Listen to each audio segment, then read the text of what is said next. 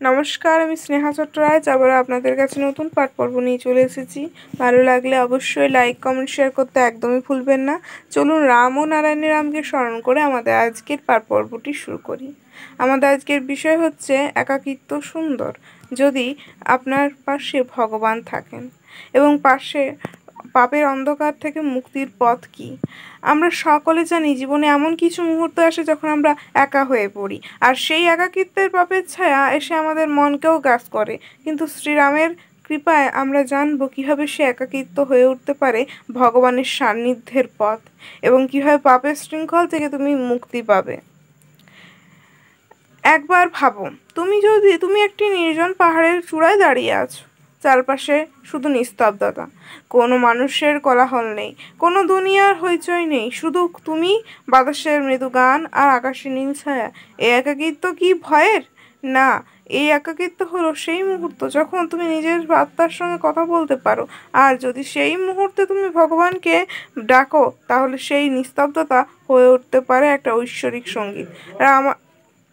রাম ও নারায়ণ রাম বলেছেন, শ্রীরাম যখন নির্বাসনে ছিলেন তখন তার পাশে কেউ ছিলেন না।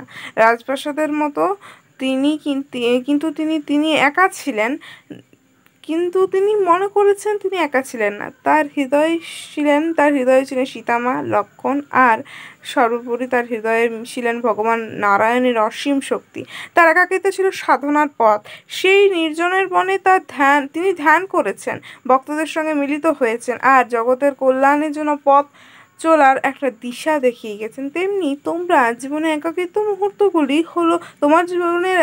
যে মুহূর্তগুলি আসে, সেই একাকিত্বের মুহূর্তগুলি তোমার যখন আসে, তখন তুমি ভগবানের কাছে যেতে পারো।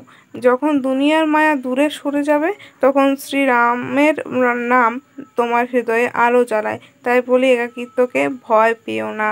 যখন তুমি একা, তখন তিনি সবচেয়ে কাছে। একটি দীপ জ্বালাও, শ্রীরামের নাম জপো, আর দেখবে তোমার একাকিত্ব হয়ে উঠবে একটি পবিত্র তীর্থক্ষেত্র। এখন প্রশ্ন আসে, পাপ কি? পাপ হলো সেই অন্ধকার যা আমাদের মনকে ভগবান থেকে দূরে সরিয়ে দেয়। পাপ হলো সেই ভুল পথ যখন আমরা মায়ার জালে পড়ে নিজের স্বার্থে অনেক অন্যায় করি, মিথ্যা বলি, বা অন্যের কষ্টে নিজের সুখ খুঁজে পাই। কিন্তু জানো, পাপ কোনো চিরস্থায়ী দাগ নয়। পাপ হলো মেঘ যা সূর্যকে ঢেকে দেয়, কিন্তু সেই পাপকে নির্ভয়ে দূর করো। রামায়ণে দেখে রাবণ ছিলেন মহাপণ্ডিত, কিন্তু তার পাপ ছিল তার অহংকার আর মায়ার প্রতি আসক্তি। তিনি কি সীতা মাকে হরণ করলেন? তার শেষ পরিণতি তোমরা তো জানো, আর কিছু বলার নেই।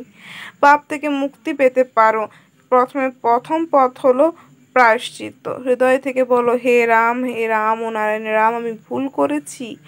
এই স্বীকার উক্তি তোমার মনের দরজা খুলে দেবে। দ্বিতীয় পথ হলো ভক্তি। শ্রীরামের নাম জপো। রাম নাম হলো সেই নদী যা তোমার পাপের দাগ ধুয়ে দেবে। তৃতীয় পথ হলো সৎকর্ম। অন্যের সেবা করো, দুঃখী মানুষের পাশে দাঁড়াও। যখন তুমি ভগবানের সন্তানদের সেবা করবে, তখন তিনি তোমার হৃদয়ে এসে বাস করবে। রামায়ণে হনুমানজি দেখো, তিনি ছিলেন শ্রীরামের পরম ভক্ত। তার কাছে কোনো পাপ ছিল না, কারণ তার হৃদয়ে ছিল শুধু রামের ভক্তি। তুমিও যদি তোমার হৃদয়ে রামের জন্য একটি ছোট্ট কোণ তৈরি করো, তাহলে পাপের ছায়া তোমাকে স্পর্শ করতে পারবে না। তাই হে প্রিয় ভক্তগণ, আজ আমরা শিখলাম একাকিত্ব সত্যিই সুন্দর যদি আমাদের পাশে ভগবান সঙ্গী হয়ে থাকেন। আর পাপ সে একটি অতিথি, যে আসে এবং চলে যায়।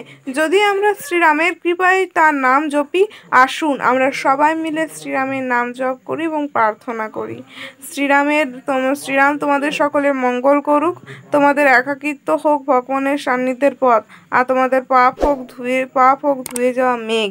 রাম ও নারায়ণ রাম সর্বদা তোমাদের সঙ্গে আছেন। জয় শ্রীরাম। রাম ও নারায়ণ রাম। রাম ও নারায়ণ রাম। রাম ও নারায়ণ রাম।